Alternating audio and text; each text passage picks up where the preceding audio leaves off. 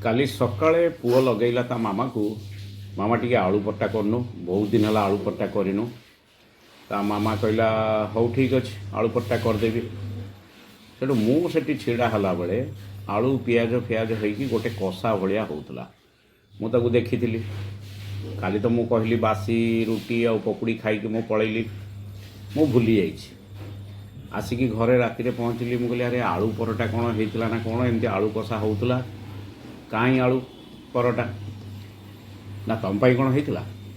ଛୁଆ ଖାଇଦେଲେ ନା, ଆଉ ତୁମେ ତ ବାସି ରୁଟି ଭଲ ପାଅ, ପକୁଡ଼ି ଚକୁଡ଼ି ଖାଇଦେଇକି ପଳେଇଲ, ଆଉ କ'ଣ ସେ ରହିଥିବ ନା କ'ଣ? ଆଳୁ ପରଟା ହଉ ହଉ ସମସ୍ତେ ଖାଇଦେଲେ, ପୁଅ ଦୁଇଟା ଝିଅ ଦୁଇଟା ମୁଁ ଗୋଟେ ଏମିତି କରି ଖାଇଦେଲୁ। ଆଉ ମୁଁ କହିଲି ଆଉ ମୁଁ ତାହେଲେ ଏଠି ଆଉ ଭକୁଆ ହେଲି, ଆଉ ଦେଖିଲି ସବୁ କଲି କିନ୍ତୁ ଆଳୁ ପରଟା ପାଇଲିନି। ଘରେ କହିଲେ ଆଉ ଏତେ ଖାଆନା, ଆଳୁ ପରଟା ଖାଆନା, ସେଥିରେ ଘିଅ ପଡ଼ୁଛି, ସେଥିରେ ପରଟା ବେଶୀ ଖାଆନ୍ତିନି। ମୋତେ ବୁଝେଇ ବାଝେଇ ଦେଲେ, ମୁଁ ମନକୁ ମାରିକି ରହିଲି। ଆଜି ସକାଳୁ ଦେଖିଲା ବେଳକୁ ଆଳୁ ପରଟା ହେଇଛି, ଫାଳ ଅଟେ କଟା ହେଇଛି, ଦୁଇ ଫାଳରେ ଗୋଟେ, ଏମିତି ଦୁଇଟା ମିଳିବ ମୋତେ। ଆଳୁ ପରଟା ପୁଅ ଖାଇକି ଆଜି ଯାଇଛି, କାରଣ ପୁଅ କାଲି ଖାଇ ଦେଇଥିଲା ତା ଭାଗ, ତଥାପି ସେ ଜିଦି କରିକି ଆଜି କଲା ଆଳୁ ପରଟା ଆଜି ବି ହେଉଛି, ମୁଁ ବି ଖାଇବି।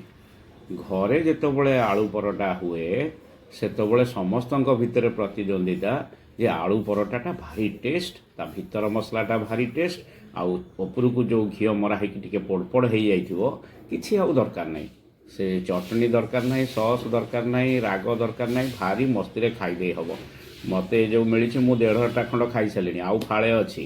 ଆଜି ଆଳୁ ପରଟା ଖାଇଦେବି, ଆଉ ଏଇଖା 3 ମାସ 4 ମାସ ମୋତେ ଆଳୁ ପରଟା ମିଳିବନି। କାହିଁ କହିଲେ? ଘରେ ସବୁବେଳେ କହୁଛନ୍ତି ବେଶୀ ତେଲ ଖାଅନା, ବେଶୀ ଘିଅ ଖାଅନା, ଆଉ ବୟସ ହେଇଗଲାଣି। ମୁଁ କହିଲି ଆରେ ସବୁ କଥାରେ ତୁମେ ସିନିୟର, ଦୋଷ ଦେଲା ବେଳକୁ ତୁମେ ସିନିୟର, ଘରେ କିଛି ଅସୁବିଧା ହେଲା ବେଳକୁ ତୁମେ ବୁଝିବ, ତୁମେ ବଡ଼, ଆଉ ମୋତେ ଖାଇବାକୁ ଦେଲା ବେଳକୁ ଆଳୁ ପରଟାଟିଏ କି କ'ଣ ଟିକେ ତୁମେ କହୁଛ ଯେ ତୁମେ ଖାଇବନି, ସିନିୟର ଲୋକଙ୍କୁ ଦେବା ନାହିଁ, ଖାଲି ଛୁଆ ଖାଇବେ ଆଉ ଛୁଆର ମାଆ ଖାଇବ।